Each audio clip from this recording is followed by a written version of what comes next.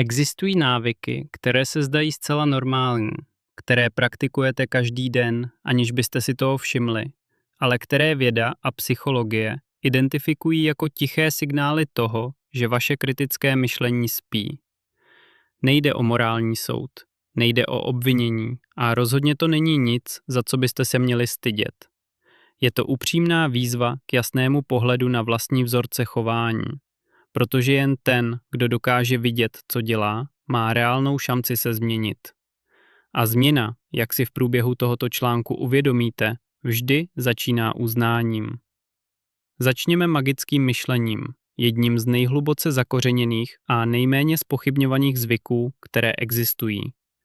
Existují lidé, kteří organizují celý svůj život kolem přesvědčení, která nemají žádný ověřitelný základ v realitě. Používají stejnou šťastnou ponožku při každé důležité zkoušce. Vyhýbají se určitým cestám, protože přinášejí smůlu. Věří, že konkrétní barva přitahuje prosperitu, že číslo poznávací značky auta něco vypovídá o nadcházejícím dni, nebo že kámen v kapse změní směr událostí. Samostatně se každý z těchto rituálů jeví jako neškodný, až legrační, když se nad tím zamyslíte. Ale když se při rozhodování systematicky spoléháte na pověry, v praxi tím vypínáte svou schopnost analyzovat skutečné příčiny a následky. Psychologové tento jev vysvětlují s klinickou přesností.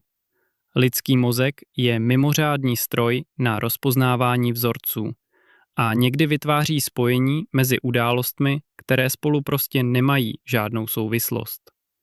Jednoho rána, když šlo všechno hladce, jste si oblékli tu ponožku, pocítili ten příjemný pocit, že všechno do sebe zapadá a mozek si tuto souvislost navždy zapamatoval. Jako by to byl zákon vesmíru, vytesaný do kamene. Bystřejší mysl se v tu chvíli zastaví a zeptá se, jaký je zde skutečný důkaz? Stalo se něco konkrétního, co by tento výsledek vysvětlovalo? Co by se stalo jinak, kdybyste tu ponožku neměli? Méně vyvinutá mysl tento celý krok přeskočí a promění náhody v povinné rituály. Nakonec vesmír nevěnuje pozornost vašim nohám a chovat se, jako by tomu tak bylo, vás stojí draho, pokud jde o jasnost a duševní autonomii. Teď se zamyslete nad spánkem. Kolikrát jste už slyšeli někoho chlubit se, že mu stačí 4 hodiny spánku? Myšlenka, že málo spánku je známkou vysoké produktivity, silné vůle nebo extrémní oddanosti, je jednou z nejnebezpečnějších a nejrozšířenějších iluzí moderního světa. Věda je v tomto bodě naprosto neúprosná. Nedostatek spánku výrazně a měřitelně narušuje pracovní paměť, schopnost soustředění, logické uvažování a rozhodování. Po noci bez dostatečného odpočinku funguje mozek podobně jako v mírném opileckém stavu. Pomalé zpracování, chyby v úsudku, potíže s regulací emocí. Procházet si mobil až do 3 do rána a druhý den se plazit jako zombie bez cíle není ani oddanost, ani disciplína. Je to tichá a postupná sabotáž. Lidé, kteří skutečně chápou, jak mozek funguje, kteří považují mysl za hlavní nástroj života, chrání spánek se stejnou vážností, s jakou chrání jiné ústřední priority své existence. Uvědomili si, často v praxi a s konkrétními důsledky, že odpočinek není lenost, je to palivo. A kdo pravidelně obětuje spánek bez skutečné nutnosti, vědomě se rozhoduje fungovat pod svým potenciálem. A často si to neuvědomuje, protože cena je neviditelná a kumulativní. Existuje také méně zřejmý, ale stejně výmluvný zvyk. Neschopnost zůstat sám se svými myšlenkami po jakoukoliv dobu. Jsou lidé, kteří pociťují téměř fyzický diskomfort, když je okolí tiché déle než pár minut. Televize musí být zapnutá v pozadí, sluchátka musí být v uších a nějaký zvuk musí vyplňovat prostor. Někdo musí být na druhé straně obrazovky, aby byla přítomnost snesitelná. Osamělost, i když krátká a zcela dobrovolná, vyvolává nepřiměřenou úzkost. Hlubokým problémem je, že toto chování signalizuje něco důležitého o tom, jak mysl zpracovává nebo nespracovává vnitřní realitu. Vědci důsledně poukazují na to, že lidé s vyšší intelektuální schopností mají tendenci si vážit a dokonce aktivně vyhledávat chvíle samoty, protože právě v těchto tichých prostorech se myšlení skutečně prohlubuje. Problémy se pečlivě uspořádávají a rozkládají a myšlenky získávají tvar a souvislosti. Když mozek nutkavě utíká před tichem a za každou cenu hledá vnější podněty, je to často proto, že ještě nevyvinul schopnost pracovat sám, vynaložit skutečné vnitřní úsilí k opravdovému myšlení, bez neustálé vnější podpory, bez rozptýlení, která zmírňují tlak vlastního myšlení. S tím souvisí zvyk žít trvale na úrovni povrchních rozhovorů. Není absolutně nic špatného na lehké a nezávazné výměně názorů o počasí, víkendu nebo o tom, co bylo k obědu. To je součástí normální struktury lidských vztahů. Ale když se veškerá interakce na neurčito zasekne na této úrovni, když nikdy nedojde k otevření se hlubšímu nápadu, upřímné otázce ohledně života druhého, úvaze, která jde nad rámec toho naprosto zřejmého a bezprostředního, stává se to vzorcem, který si zaslouží pozornost. Psychologové tuto vlastnost nazývají nízkou potřebou kognice. Člověk prostě nemá radost z mentálního úsilí. Konverzace existuje pouze proto, aby zaplnila ticho nebo splnila společenskou povinnost, nikoli proto, aby vytvořila skutečné spojení nebo rozšířila perspektivu. Zvědavější mysli vnímají každou konverzaci jako dveře, konkrétní příležitost naučit se něco nečekaného, vidět svět z konkrétního úhlu pohledu jiné osoby, zpochybnit to, co se zdálo zřejmé, a zjistit, že to bylo složitější, než si představovali. Kdo tyto dveře nikdy neotevře, prochází životními setkáními, aniž by do nich skutečně vstoupil. Existuje také fascinující a znepokojivý paradox sebevědomí bez obsahu. Určitě jste už někdy někoho takového potkali. Mluví hlasitě a suverénně, bez váhání přerušuje, s naprostou jistotou vysvětluje témata, která zná jen povrchně a nikdy, ani na okamžik, nepřizná, že něco neví nebo že by se mohl mýlit. Zvenčí to vypadá jako inteligence, jako zvládnutí dané věci, ale je to přesně opak toho, jak to vypadá. Psychologové mají pro tento jev přesný název – Dunning-Krugerův efekt. Lidé s menší skutečnou znalostí daného tématu mají tendenci dramaticky přeceňovat svou vlastní kompetenci, právě proto, že nevědí dost na to, aby si uvědomili, kolik toho ještě musí naučit. Je to krutá a tichá past. Čím méně víte, tím méně víte, že nevíte. Zatímco tito lidé s přesvědčením přednášejí všem kolem, myslitelé, kteří danému tématu skutečně rozumějí, mlčí, kladou pečlivé otázky, naslouchají s upřímnou pozorností a přirozeně a bez dramat uznávají své vlastní limity. Intelektuální pokora není slabost ani nejistota. Je to přesně to, co umožňuje neustálý a skutečný růst. Dalším často se vyskytujícím vzorcem je absolutně slepé dodržování pokynů, i když okolní realita křičí, že něco není v pořádku. Pokud návod uvádí, že šroub má být umístěn na místo, které zjevně nic neudrží, najdou se lidé, kteří se budou všemi možnými způsoby snažit ten šroub do toho nemožného místa vtlačit, protože to tak říká návod. Pokud recept nařizuje péct 20 minut, ale jídlo je uprostřed zjevně ještě syrové, počkají, až uplyne stanovený čas a podají ho tak, jak je. To není disciplína. Není to dodržování pravidel. Je to kognitivní rigidita. Skutečná neschopnost přizpůsobit chování, když dostupné informace vyžadují změnu kurzu.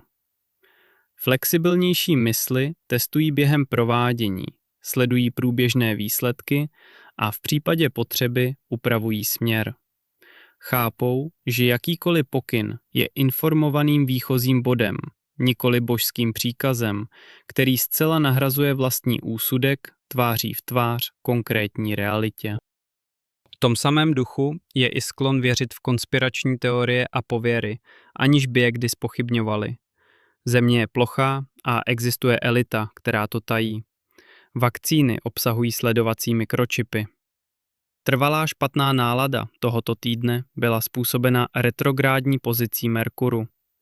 Tyto víry mají něco hlubokého společného. Nabízejí jednoduché, dramatické a emocionálně uspokojivé odpovědi na otázky, které jsou skutečně složité a jejichž prozkoumání by vyžadovalo skutečné úsilí. Lidský mozek miluje jednoduché příběhy. Je to vždy cesta nejmenšího kognitivního odporu. Místo toho, aby zkoumal zdroje, zpochybňoval vnitřní logiku tvrzení, hledal protichůdné důkazy a naučil se snášet nejistotu, která nevyhnutelně doprovází skutečné kritické myšlení, méně vyvinutá mysl přijímá první vysvětlení, které přišlo jako první a které znělo emocionálně rezonantně. Praktické náklady tohoto zvyku jsou vážné a konkrétní.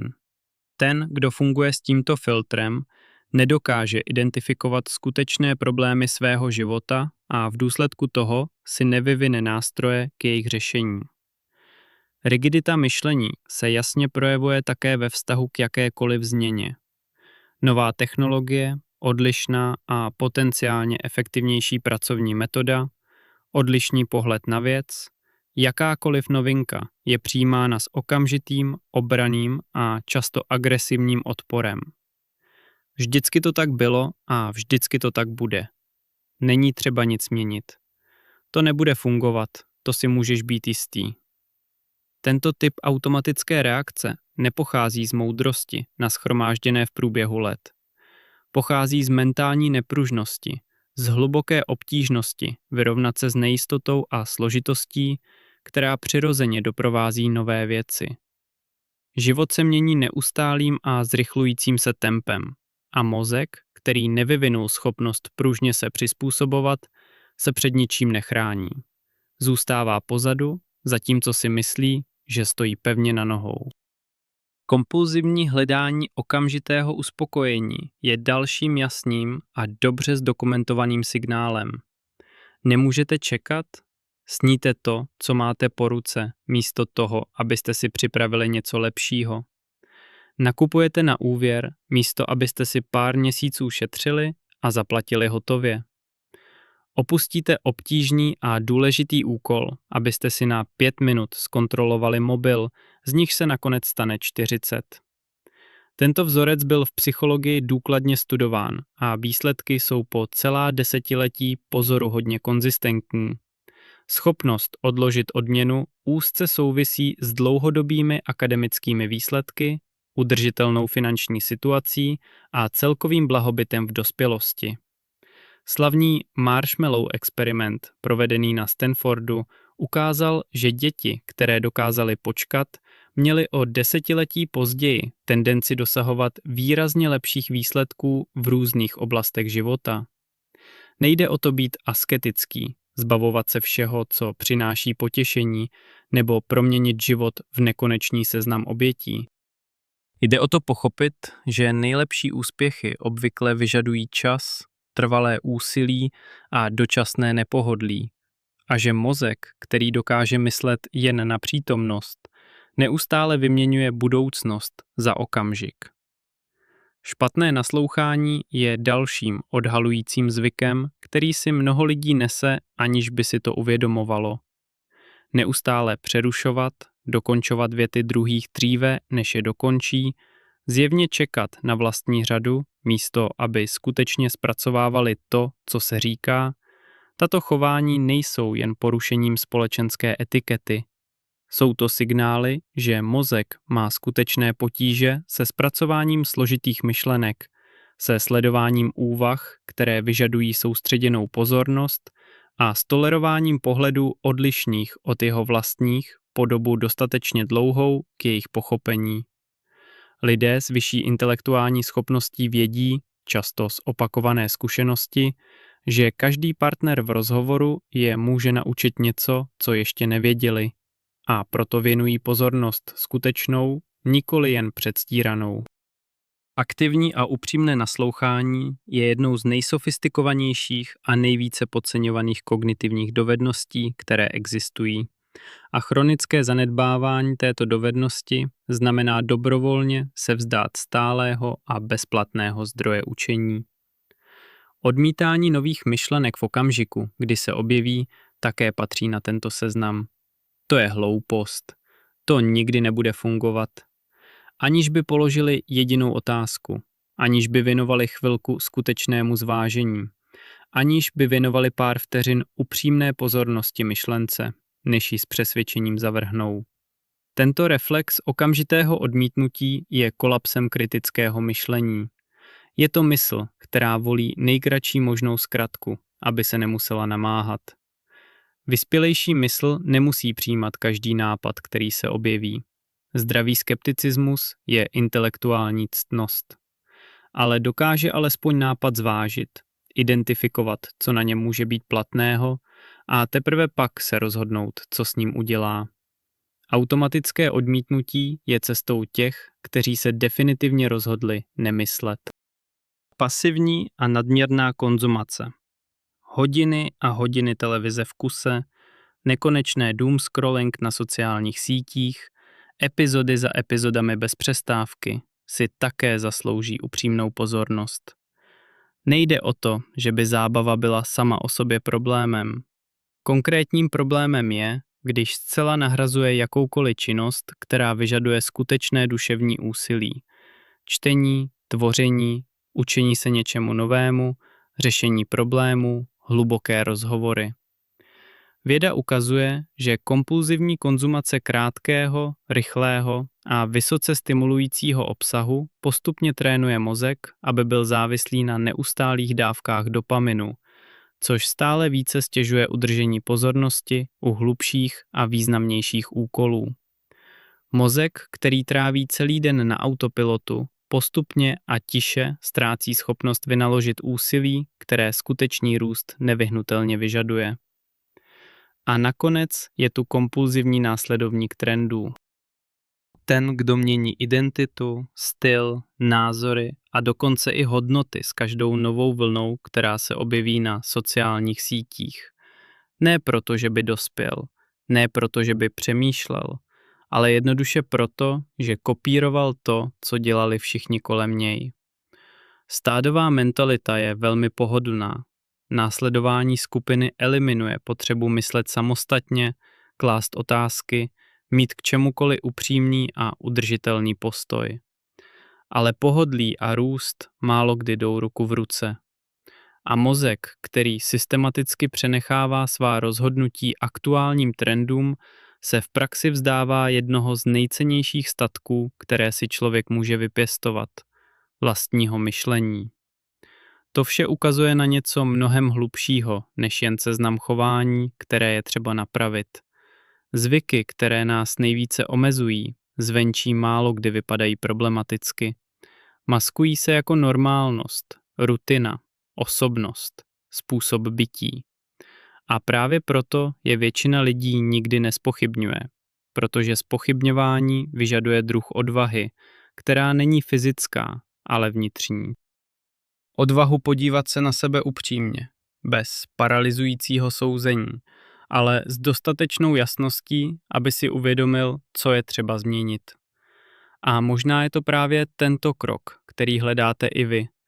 Ne řešení přicházející zvenčí, ne techniku, která vše vyřeší bez námahy, ale upřímnou ochotu podívat se dovnitř s otevřenýma očima. Jungova metoda LUD byla vytvořena pro ty, kteří již dospěli do tohoto bodu.